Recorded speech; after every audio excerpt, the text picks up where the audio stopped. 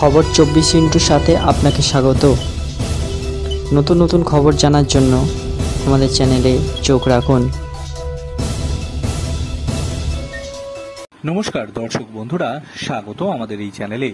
কোটা সংস্কার আন্দোলন জুলাই মাসে শুরু থেকে যে আন্দোলন ঘিরে উত্তপ্ত বাংলাদেশ, প্রাণ হারিয়েছেন 500-রও বেশি মানুষ। আর সেই আন্দোলনের জেরেই গত 5ই আগস্ট বাংলাদেশের প্রধানমন্ত্রিত্ব থেকে পদত্যাগ করেন শেখ হাসিনা আর ক্ষমতা ছেড়ে চলে আসেন ভারতে।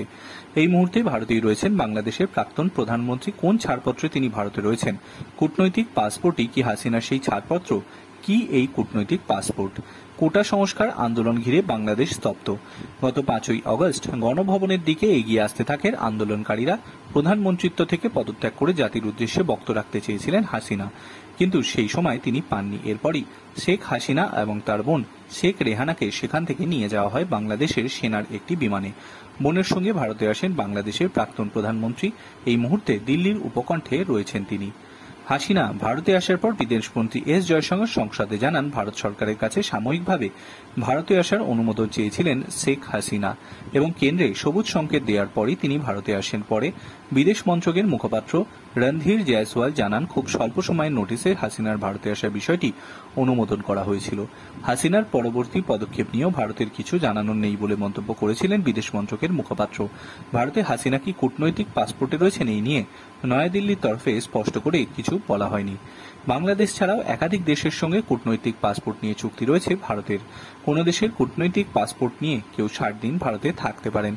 কোন দেশের নাগরিক কূটনৈতিক পাসপোর্টে ভারতে 30 দিন থাকতে পারেন। শুধুমাত্র কূটনৈতিক পাসপোর্ট নিয়ে ভারতের সঙ্গে 34টি দেশের চুক্তি রয়েছে। সুইজারল্যান্ড, সুইডেনের মতো দেশের নাগরিকদের কূটনৈতিক পাসপোর্ট থাকলে ভিসা ছাড়াই ভারতে 90 দিন থাকতে পারেন। আবার উজবেকিস্তানের নাগরিকরা কূটনৈতিক পাসপোর্ট নিয়ে ভারতে 60 দিন থাকতে পারেন। ইরানের ক্ষেত্রে তা 30 দিন। কোন ইমিগ্রেশন স্ট্যাটাসে হাসিনা ভারতে রয়েছেন তা নয়াদিল্লির তরফে যদিও জানানো হয়নি, তবে বিদেশ মন্ত্রক সূত্রের খবর, বাংলাদেশের প্রধানমন্ত্রী হিসেবে হাসিনার যে কূটনৈতিক পাসপোর্ট ছিল তা বৈধ। আর সেই পাসপোর্ট অনুসারেই ভিসা ছাড়াই ভারতে 45 দিন থাকতে পারেন হাসিনা।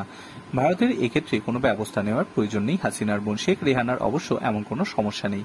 তার ব্রিটেনের পাসপোর্ট রয়েছে। ভিসা অন অ্যারাইভালে তিনি যতদিন খুশি ভারতে থাকতে পারেন। বিবিসি বাংলা জানিয়েছে, প্রধানমন্ত্রিত্ব ছেড়ে হাসিনা যখন ভারতে পাড়ি দেন তখন তার কূটনৈতিক পাসপোর্ট বাতিল করা হয়নি।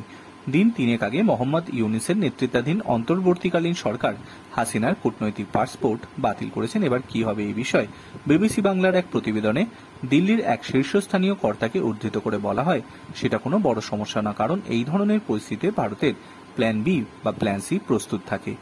1975 সালে দেশবন্ধু শেখ মুজিবুর রহমান খুন হওয়ার পর ভারতে আশ্রয় নিয়েছিলেন শেখ হাসিনা। সেই সময় তার সঙ্গে ছিলেন বোন শেখ রেহানা। প্রায় 6 বছর এই দেশে ছিলেন তারা।